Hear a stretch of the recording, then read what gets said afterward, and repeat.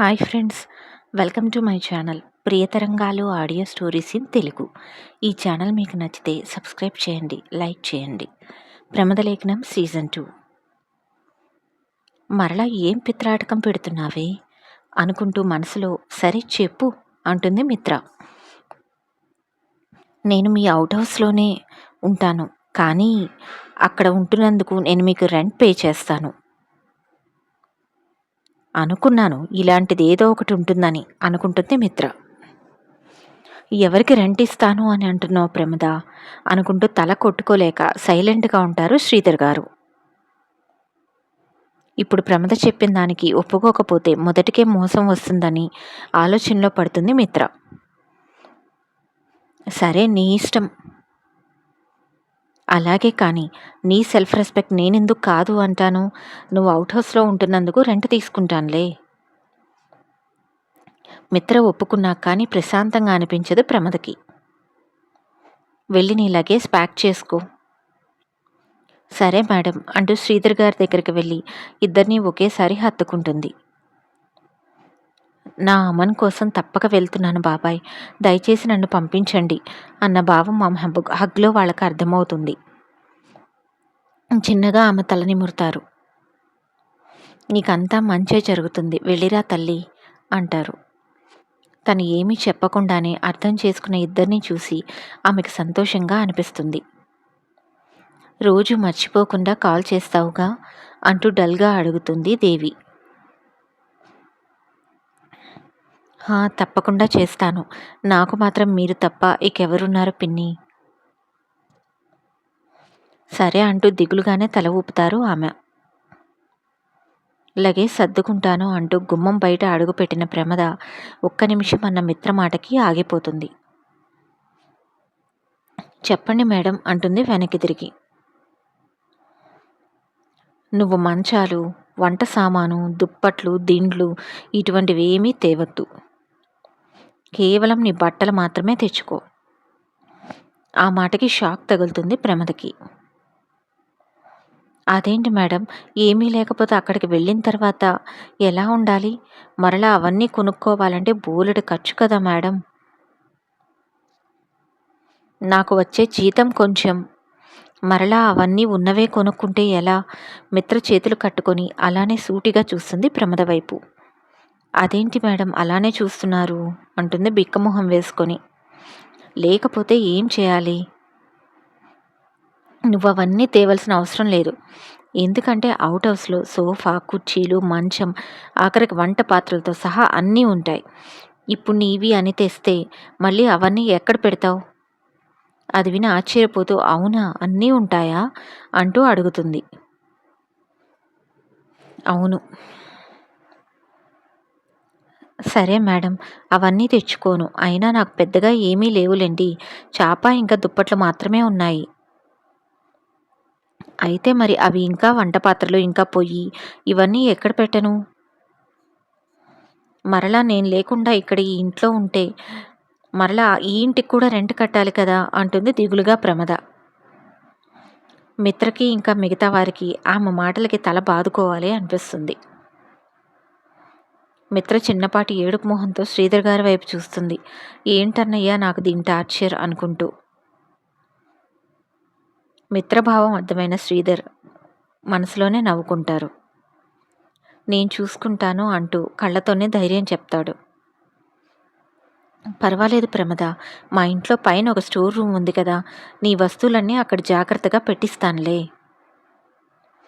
శ్రీధర్ గారి మాటలు విన్న ప్రమద సంతోషంగా సరే బాబాయ్ అంటూ అక్కడి నుండి వెళ్ళిపోతుంది. ప్రమద అటు వెళ్ళగానే నీరసంగా చైర్లో కూలబడుతుంది మిత్ర. శ్రీధర్ దంపతులు ఆమెను చూసి నవ్వేస్తారు. అదేంటన్నయ్య మరీ ఇలా బడ్జెట్ పద్మనాభంలా ఉంది అంటుంది నీరసంగా. తన జీవితం గురించి నీకు తెలిసిందే కదమ్మా. మొదటి నుండి నా అన్నవాళ్ళు లేక ఒంటరి బ్రతుకు జీవిస్తూ పేదరికంలోనే బ్రతికింది. అందుకే ప్రతి రూపాయి విలువ తెలుసు తనకి. అది విన్న మిత్రకి ప్రమద గురించి అంతా గుర్తుకు వస్తుంది. ఆమె బాధగా మారిపోతుంది. అది నిజమేలే అన్నయ్య. కష్టం విలువ తెలిసిన మనిషి అంటుంది. అమన్ ఎలా ఉన్నాడు మా? చాలా బాగున్నాడన్నయ్య. వాడు ఫుల్ బిజీ అయిపోయాడు ఇప్పుడు అంటుంది నవ్వుతూ. మేము కొద్దిసేపటి తర్వాత బయలుదేరతాం అన్నయ్య అంటూ చెప్తుంది మిత్ర. అలాగే మిత్ర, ప్రమాద జాగ్రత్త. మీరు భయపడకండి అన్నయ్య. తను నా కోడలు. తనని జాగ్రత్తగా చూసుకుంటాను.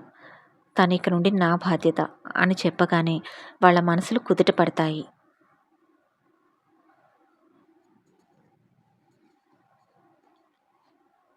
ఇల్లు తాళం తెరుచుకొని తన ఇంట్లోకి అడుగు పెడుతుంది ప్రమద. చాలా రోజుల తర్వాత ఇంట్లోకి అడుగు పెట్టడంతో ఇల్లు మొత్తం తరచి తరచి చూస్తుంది. ఆ ఇంట్లో ఎటు చూసినా అమన్ జ్ఞాపకాలే.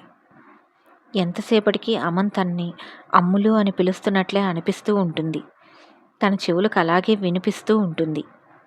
వెంటనే 2 చేతులతో మొహం దాచుకొని ఏడ్చేస్తుంది.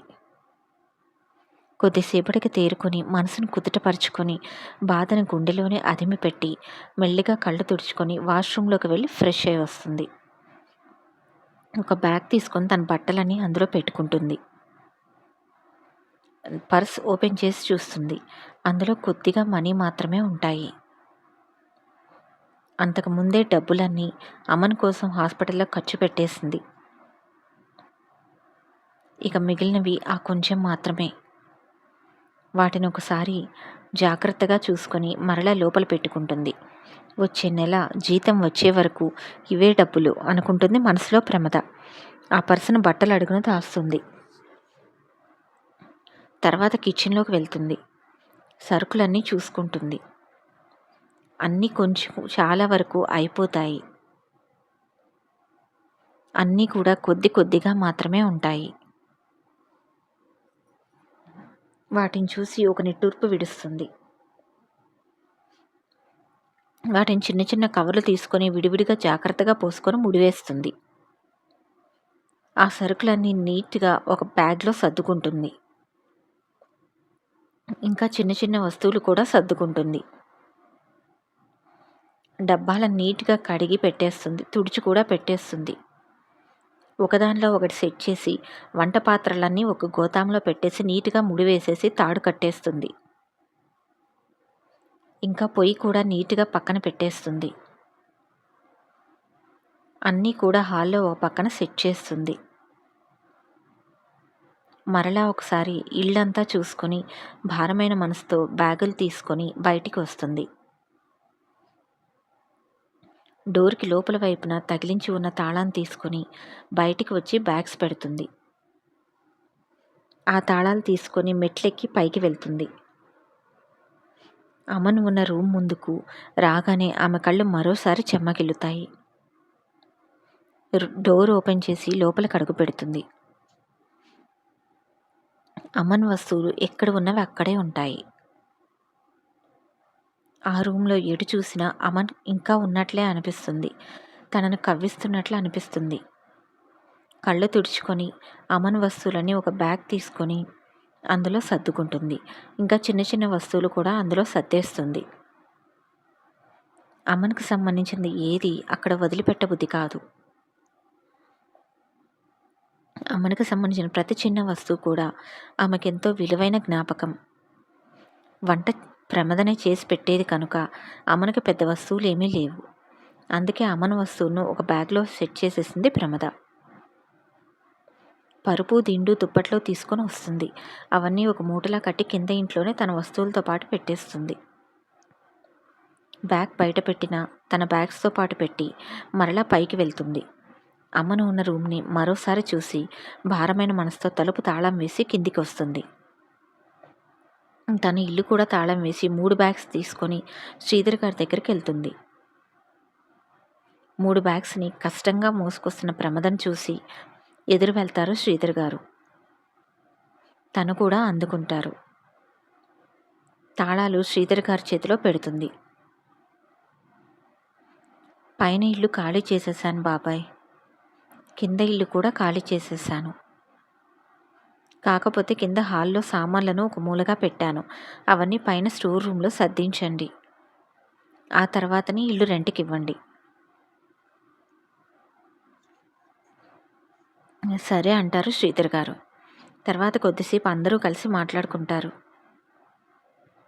తర్వాత భోజనం టైం కావడంతో భోజనాలు చేద్దాం రండి అంటూ పిలుస్తుంది దేవి. అందరూ అటువైపుగా నడుస్తారు.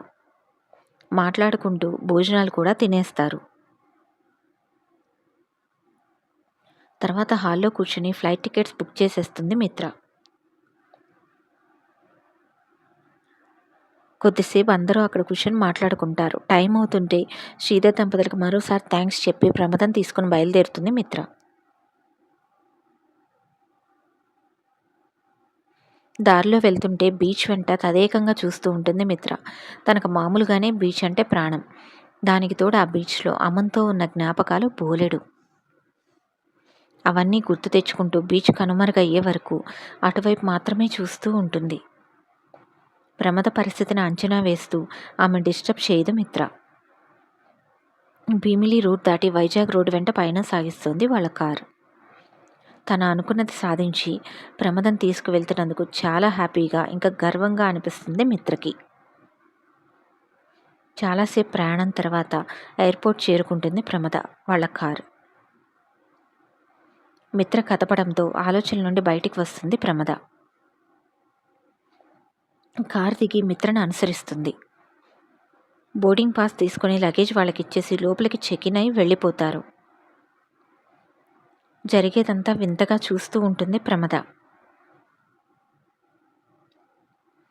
ప్రమద ముందుకు వెళ్తున్న ఆమె చూపంతా వెనక వాళ్ళకిచ్చేసిన బ్యాగ్స్ మీదనే ఉంటుంది. వాళ్ళు తమ బ్యాగ్స్ మరలా ఇస్తారా ఇవ్వరా అనుకుంటూ మనసులో భయపడుతూ ఉంటుంది. కానీ అది మిత్రతో పైకి చెప్పలేకపోతుంది. కానీ ప్రమద చూపును బట్టి ఆమె మనసును అంచనా వేసేస్తుంది మిత్ర. ఆమె పెదవులపై చిన్న చిరునవ్వు వచ్చి చేరుతుంది. ప్రమద చేతిని తన చేతిలోకి తీసుకొని చిన్నగా ప్రెస్ చేస్తుంది. ప్రమద తేరుకొని ఆమె వైపు చూడగానే కంగారు పడకు, మన లగేజ్ ఎక్కడికి వెళ్ళదు. ఇప్పుడు వాళ్ళు తీసుకొని మనం వెళ్ళే ఫ్లైట్లో పెట్టేస్తారు. మనం బెంగళూరు చేరగానే మన లగేజ్ మనకిచ్చేస్తారు. అవునా అంటుంది హ్యాపీగా. కంగారు పడకు అంటూ మిత్ర చెప్పగానే ఆమె మనసు ఊరట చెందుతుంది. ఎందుకంటే అందులో విలువైన అమను వస్తువులు ఉన్నాయి. తనవి పోయినా పర్వాలేదు. విలువైనవంటే బంగారం ఇంకా డబ్బు కాదు. అమ్మనకు సంబంధించిన ప్రతి చిన్న వస్తువు కూడా ఆమెకు అపురూపమే. కొద్దిసేపటికి ఫ్లైట్ రాగానే ప్రమదం తీసుకొని మిత్ర టెర్మినల్ వైపు నడుస్తుంది. ఎదురుగా ఆగి ఉన్న విమానాన్ని చూసి ప్రమద కళ్ళు ఆశ్చర్యంతో పెద్దవవుతాయి. ఎప్పుడూ విమానం ఇంత దగ్గరగా చూసింది లేదు. తమ బస్తీలో ఉన్నప్పుడు కూడా ఆకాశంలో ఎక్కడో ఎగురుతున్నప్పుడు చిన్నగా కనిపించే విమానాన్ని చూడడమే. తన జీవితంలో విమానాన్ని ఇంత దగ్గరగా చూడటం ఇదే మొదటిసారి. ఇలాంటి ఒకరోజు తన జీవితంలో వస్తుందని, తన విమానం ఎక్కుతుందని ప్రమద ఊహించలేదు. అందుకే అంత పెద్ద విమానం దగ్గరగా చూసి ఆమె గుండె వేగంగా కొట్టుకుంటూ అడుగులు ఆగిపోతాయి. ఏమైంది అంటూ అడుగుతుంది మిత్ర. ఆమె ఎందుకు ఆగిందో అర్థం కాక. అది మేడం, నేను ఈ విమానంలో రాను, నాకు చాలా భయంగా ఉంది. ఆమె భుజం చుట్టూ చేతులు వేస్తుంది మిత్ర. నేను చూసుకుంటాను, కంగారు పడకుండా పద అంటూ ఆమెను సమాధానపరిచి ఇంకా ధైర్యం చెప్పి ముందుకు నడిపిస్తుంది. విమానం మెట్లెక్కుతుంటే ఒక వింత అనుభూతికి లోనవుతుంది ఆమె. మనసులోకి ఒక ఆలోచన వచ్చి ఆ ఫ్లైట్ని తాకి చూస్తుంది. చిత్రంగా చాలా హ్యాపీగా అనిపిస్తుంది. హే, నేను విమానాన్ని ముట్టుకున్నాను. భగవంతుడా, నేను నా చేత్తోనే ఈ ఫ్లైట్ని ముట్టుకున్నాను. జీవితంలో జరగదేమో అనుకున్నది జరిగింది అంటూ సంబరపడిపోతుంది మనసులోనే. ఆ దేవుడికి చిన్నపాటి థ్యాంక్స్ కూడా చెప్పేస్తుంది మనసులోనే సంబరంగా. ఆమె ప్రతిభావం ప్రమదకి తెలియకుండా ముచ్చటగా చూసుకుంటూ గమనిస్తూ ఉంటుంది మిత్ర. లోపలికి వెళ్ళి కూర్చుంటారు. కొద్దిసేపు ఎయిర్ హోస్టెస్ జాగ్రత్తలు చెప్తుంది, కానీ ప్రమదకి ఏమీ అర్థం కాదు. తను ఇబ్బంది పడకూడదు అని మిత్రనే ఆ బెల్ట్ ఎందుకు పెట్టుకుంటారో చెప్పి ఎలా పెట్టుకోవాలో కూడా చూపిస్తుంది. సూక్ష్మగ్రాహి అయిన ప్రమద వెంటనే అర్థం చేసుకుంటుంది. ఇప్పుడు ఫ్లైట్ టేకాఫ్ కోసం సిద్ధమవుతుంది. శబ్దం చేసుకుంటూ విమానం రన్వే మీద కదలగానే ప్రమద గుండె వేగం పెరిగిపోయి భయంతో గట్టిగా అరిచేస్తుంది. ఈ స్టోరీ నచ్చితే సబ్స్క్రైబ్ చేయండి ఫ్రెండ్స్.